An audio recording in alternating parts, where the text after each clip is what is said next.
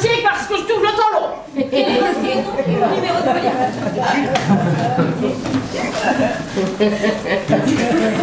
Voilà.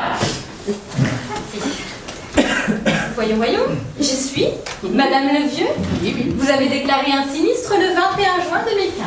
Oui, exact. Mais nous sommes en 2018 et puis j'ai pas de nouvelles. Chère madame, il y a un délai de traitement des dossiers. Je lis ici que vous avez déclaré un bris de pare-brise. C'est bien cela? Oui, tout à fait. Chère madame, votre dossier a été classé sans suite car ce type de sinistre n'est pas couvert par votre contrat. Attendez, j'ai mon contrat ici. Regardez bien, il est marqué bris de glace. Là. Vous permettez? Oui. Alors, bris de glace, oui, mais il n'est en aucun cas précisé bris de pare-brise. D'ailleurs, j'attire votre attention sur la précision de l'alinéa 3. Vous voyez ici, en tout petit, sont couverts de manière illimitée les bris de glace aromatisés ou non, y compris les sorbets et bûches glacées, à l'exclusion toutefois des glaces polaires et ou dérivantes, y compris toutes les crêpes glacées, pistaches, noisettes. On ne peut être plus précis. Et vous voyez bien qu'il ne s'agit pas ici, chère madame, de bris de pare-brise. C'est scandaleux, que dois-je faire?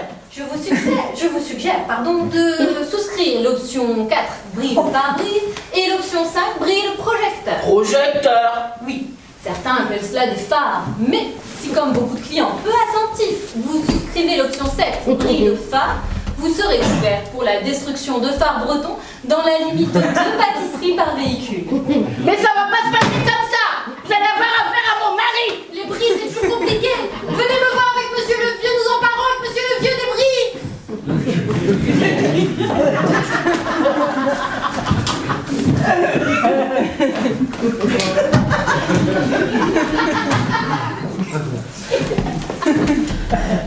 Bonjour madame. Bonjour monsieur, que puis-je pour vous?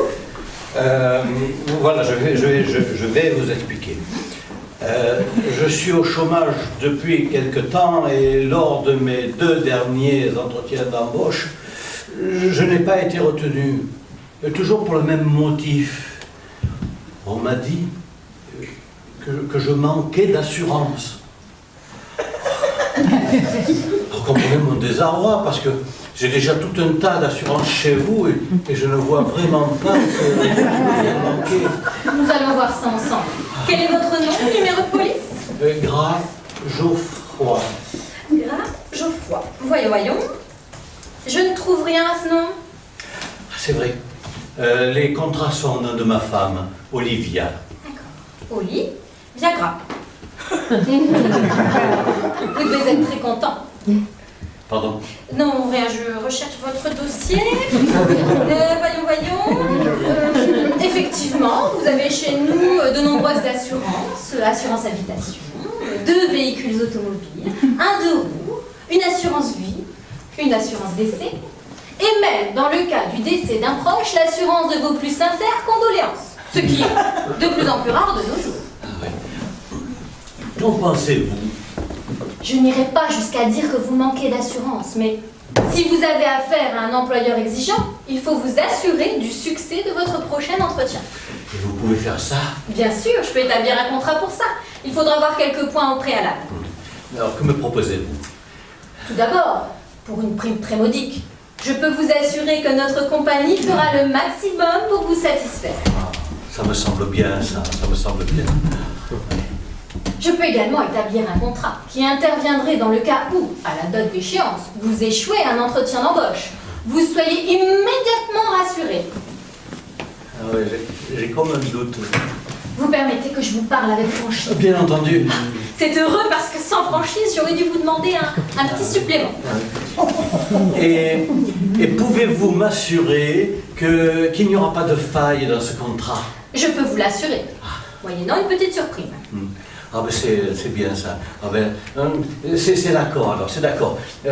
Préparez les contrats et je viens les signer demain.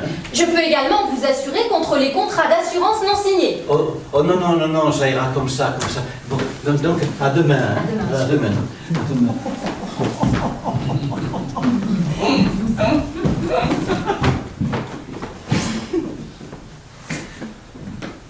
Bonjour madame. Bonjour monsieur. On m'a dit de m'adresser à vous parce que vous êtes une excellente professionnelle. Comme le disent tous mes collègues, Ginette, elle assure. Ah. Eh ben, c'est tant mieux parce qu'il est grand temps de faire le point sur tous mes contrats.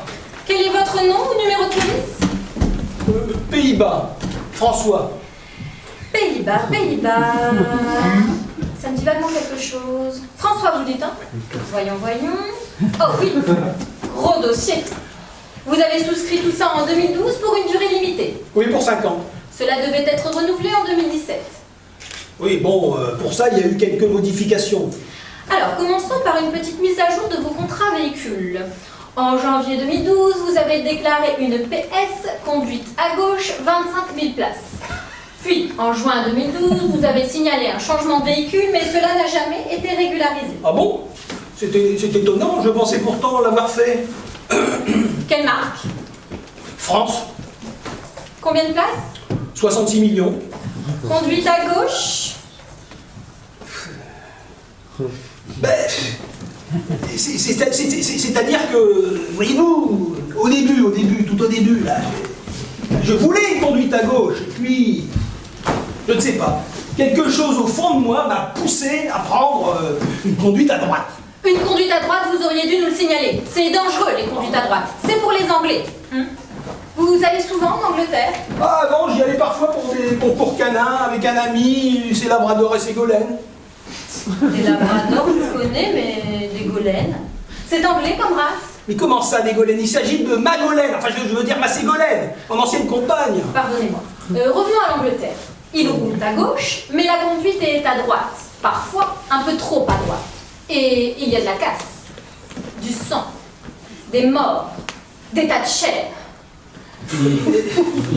Justement, c'est un peu pour ça que je viens vous voir. Il y a quelque temps, j'ai eu beaucoup de dégâts sur mon aile gauche. Et puis, beaucoup aussi sur mon aile droite. Grave? Bah, j'ai perdu énormément d'éléments et il y a du verre qui s'est cassé. Là.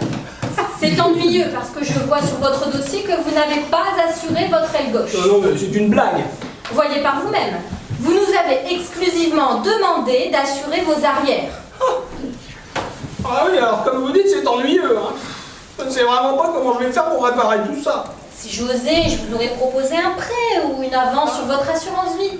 Mais je vois que mon collègue a mis en note qu'en 2012, vous avez déclaré « Mon ennemi, c'est la finance ». Ah oui, mais non. Mais la situation n'a plus rien à voir. Entre 2011 et 2012, j'avais perdu 15 kilos. Alors, lorsque je prenais le thé chez Valérie... Giscard d'Estaing? Mais non, Trierweiler, ma compagne.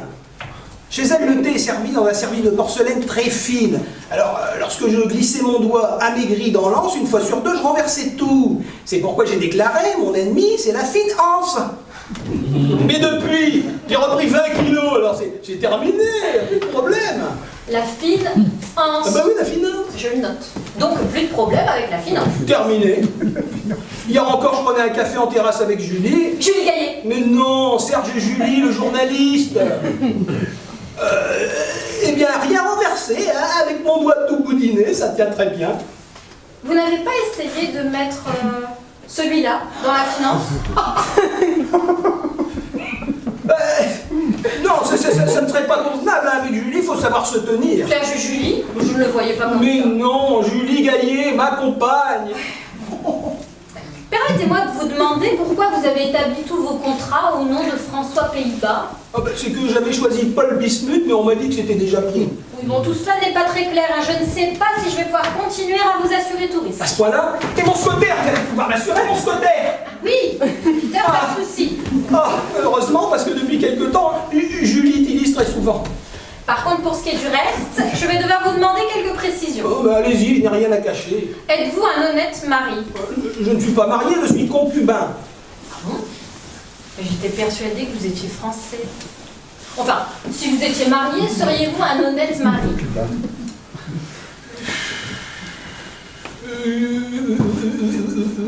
Oui, je pense que oui. Donc je le note. Mari honnête. Oui, bon, de toute façon, ne tournons pas autour du pot. J'ai laissé ma vieille guimbarde à mon successeur et je dois changer de véhicule. Alors. L'ancien véhicule, qu'est-il devenu? Oh, je crois qu'il veut tout transformer. Enlever les rétroviseurs, mettre un double pédalier, 2 volants. Je vois, c'est la conduite à droite qui le dérangeait. Ah non, je ne crois pas. Il a déjà vu quelque temps une conduite à droite. Mais alors maintenant, c'est une conduite à gauche ou à droite? Oh, ni à droite ni à gauche. Je n'ai rien compris à ce qu'il voulait en faire. En effet, c'est pas clair du tout. Mais revenons-en à vous. Quel va être votre nouveau véhicule? Ah, une iris rétine. Pour une valeur de? Non mais vous rigolez. Une iris rétine, je vais l'avoir à l'œil. Il vaut mieux si vous ne voulez pas qu'on vous la vole. Mais pour vous, ça représente combien d'argent? 15 000. Donc ce n'est pas un véhicule de luxe à ce prix-là. Ah non, vous n'avez pas compris. 15 000 euros, c'est ce qu'on va me donner tous les mois en plus de la voiture. 15 000 pour conduire une auto? Ah non, pas pour la conduire, on me donne un chauffeur avec. Et votre France, Ouais. vous l'abandonnez, comme ça, à un inconnu. Mais je le connais très bien, c'est moi qui l'ai formé. Ah. Oh, de toute façon, cette pauvre vieille France ne fonctionne plus très bien. Hein. Dès qu'on accélère un peu, elle a des pertes de croissance. Et puis, qu'est-ce qu'elle consomme hein. Même en ayant le pied léger, il faut compter dans les 400 milliards de déficit par quinquennat. Ah non, non, par les temps qui courent, ce n'est pas tenable. Ouais, je comprends. Et qu'allez-vous faire maintenant? Je vais arrêter de surveiller ma ligne et aller m'empiffrer chez McDo. Vous, chez McDo? Oui. Je vous pensais fin gourmet. Oui, mais je ne peux pas résister à leurs tout nouveaux sandwichs. Vous savez, ceux qui sont tout ronds, vous les avez déjà goûtés? Les Macron? Non. Ils sont vraiment bons. Non. Dégueulasse comme les autres. Et votre successeur est-il marié? Oui, d'ailleurs, depuis longtemps. Quand on le voit côté son épouse, on pourrait croire qu'il s'est marié dès la naissance. Est-ce un honnête mari? Oui, je pense que oui. Je le note. Mari honnête. Et s'il échoue, s'il la plante, votre France, elle pourrait finir chez un ferrailleur ou être repeinte en bleu marine. Dans ce cas-là, je pourrais revenir. Hein. Bleu marine serait un affront et nous ferons front. Feront, front, Oui. ça me dit vaguement quelque chose. La la la, la la, la. Ah oui, je la connais celle-là. Ils feront front, front, les petits marionnettes. Ils feront front, front, petits tours et puis ils s'en vont. Ils feront front, front, les petits marionnettes.